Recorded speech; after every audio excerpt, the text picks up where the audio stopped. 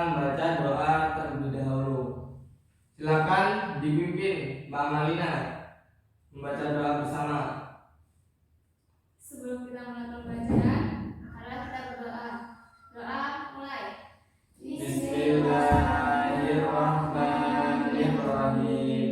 Raditu billahi rabban wa bil islami dinan wa bi Muhammadin nabiyyan wa rasulan. Rabbi zidni ilman warzuqni fahma. Amin.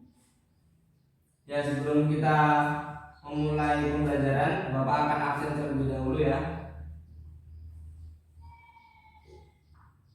Anastasia Aziza, Hadir Pak.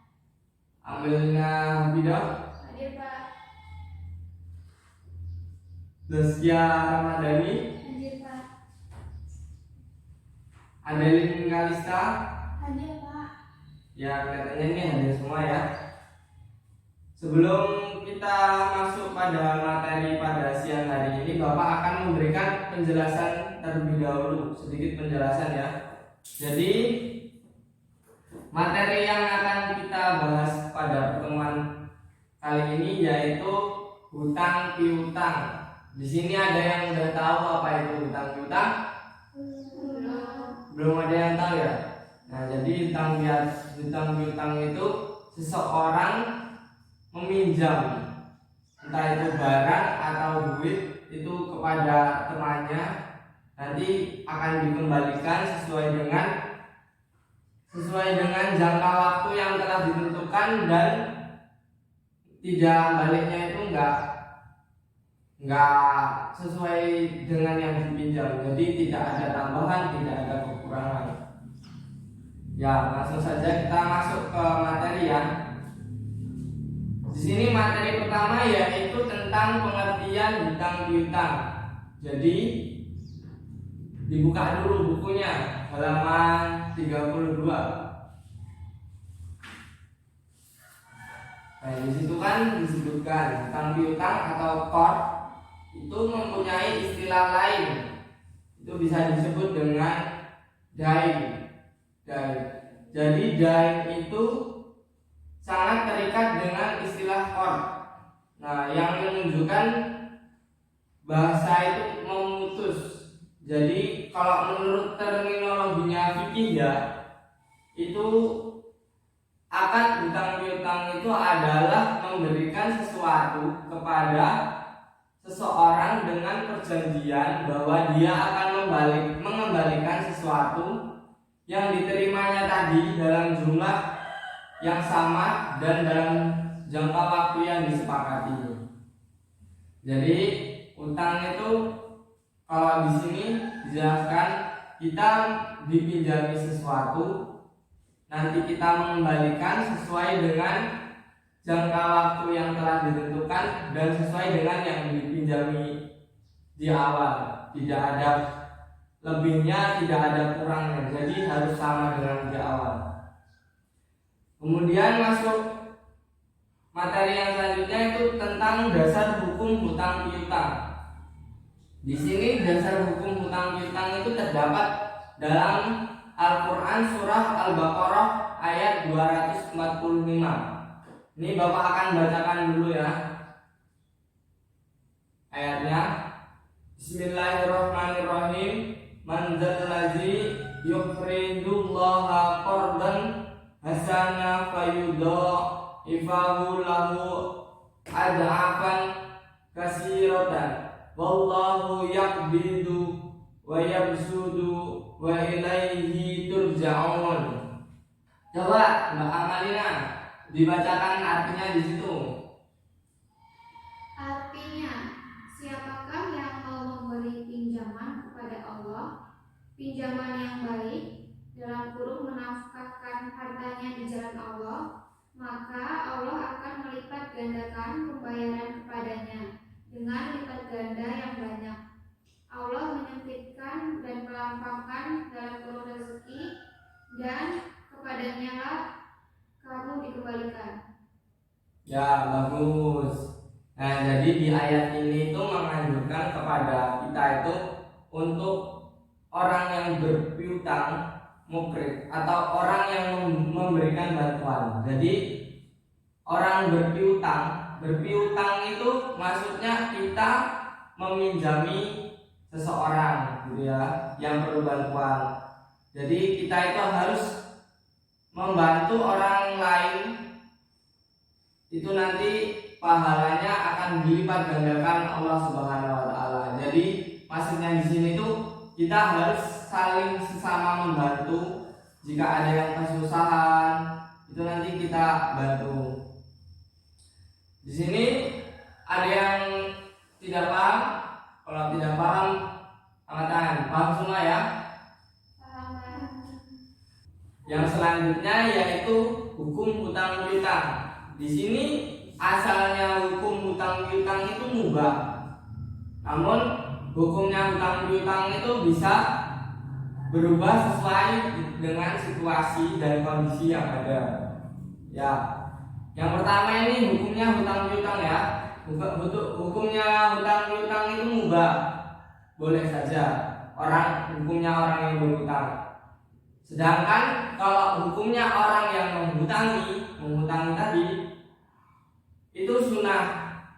Kenapa kok sunnah? Karena dia itu membantu orang yang sedang kesusahan tadi. Jadi kalau orang yang berhutang itu hukumnya boleh mubah. Sedangkan orang yang menghutangi atau piutang itu hukumnya sunnah sebab dia membantu sesama. Terus hukum yang kedua yaitu hukum hutang piutang itu bisa menjadi wajib. Dan hukumnya, jadi hukum hutang orang berhutang itu bisa wajib, dan orang yang menghutangi itu juga bisa wajib. Jadi kalau pinjaman itu benar-benar keadaan terdesak, misalkan ya contohnya hutang beras bagi orang yang kelaparan. Jadi orang yang kelaparan itu wajib hutang. Kemudian hutang untuk biaya pengobatan dan lain sebagainya.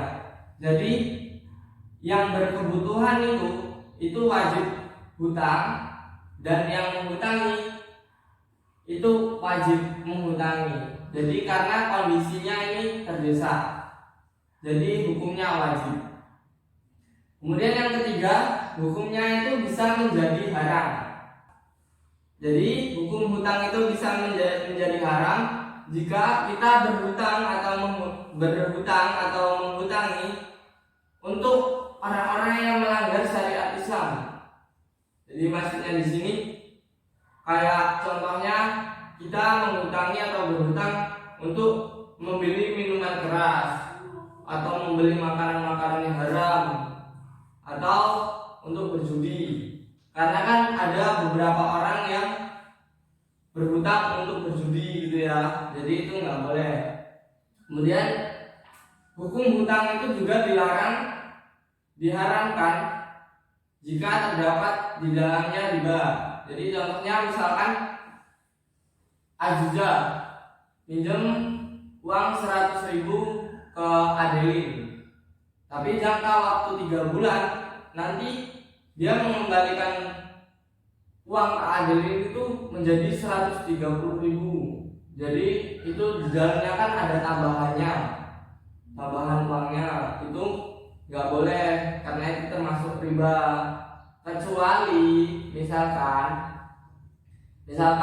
Aziza minjem uangnya 100.000 ke Adeline, tapi dia pas di akadnya dia bilang nanti kalau saya mengembalikan saya tambahin 30.000 karena untuk saya berterima kasih. Jadi itu nggak apa-apa kalau kayak gitu. Ya anak-anak, jadi kan sudah membuka halaman 32 ya di buku. Itu tolong dipahami materinya terkait materi yang kita pelajari pada pelajaran hari ini.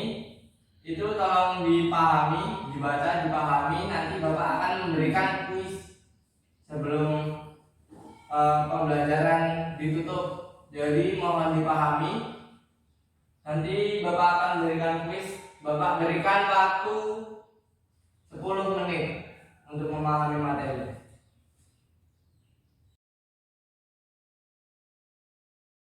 Ya, waktunya sudah habis ya anak-anak. Di sini Bapak akan memulai kuisnya. Di sini pertanyaan pertama. Pengertian dari hutang piutang. Siapa yang bisa menjawab? Angkat tangan. Ya, coba Adeli dijawab. Jadi hutang piutang itu adalah memberikan sesuatu kepada seseorang dengan perjanjian bahwa dia akan mengembalikan sesuatu yang diterimanya dalam jumlah yang sama dan dalam jangka waktu yang disepakati. Ya, bagus jawabannya. Kemudian pertanyaan yang kedua.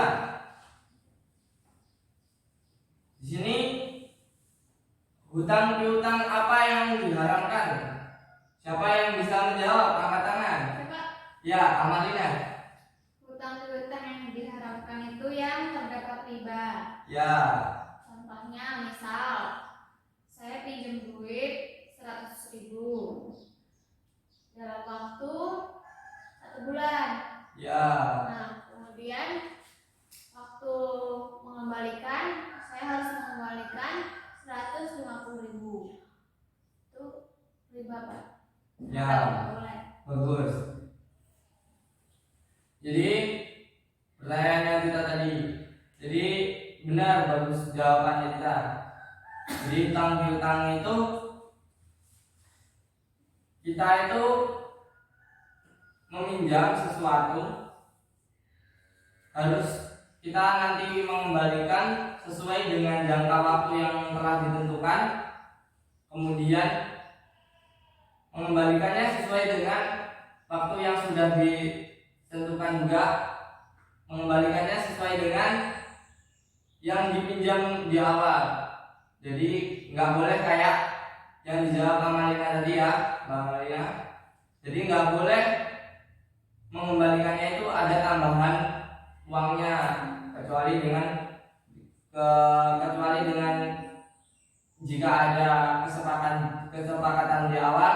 Jika si peminjamnya memberikan tambahan untuk berterima kasih itu nggak apa-apa. Tapi itu tadi sesuai dengan perjanjian di awal, di akadnya. Jadi harus sesuai dengan akad mengembalikannya. Kemudian sebelum kita tutup pembelajaran pada siang hari ini, Bapak akan memberikan tugas dulu untuk pertemuan minggu depan. Nanti kita bahas sebelum pembelajaran. Jadi tugasnya di halaman 37. Nanti dibaca. Itu nanti dikerjakan di rumah. Nanti minggu depan kita bahas sebelum pembelajaran dimulai ya. Ya, Pak. Jadi kita harus semangat belajar, selalu belajar di dalam kondisi seperti ini. Yang sekolah jarang-jarang di masa pandemi COVID-19 ini, jadi kita harus terus semangat belajar agar kita tidak ketinggalan dengan materi-materi pembelajaran yang ada. Ya, marilah kita tutup pembelajaran pada siang hari ini dengan lafaz hamdalah. Alhamdulillahirabbil alamin. Kurang lebihnya Bapak mohon maaf.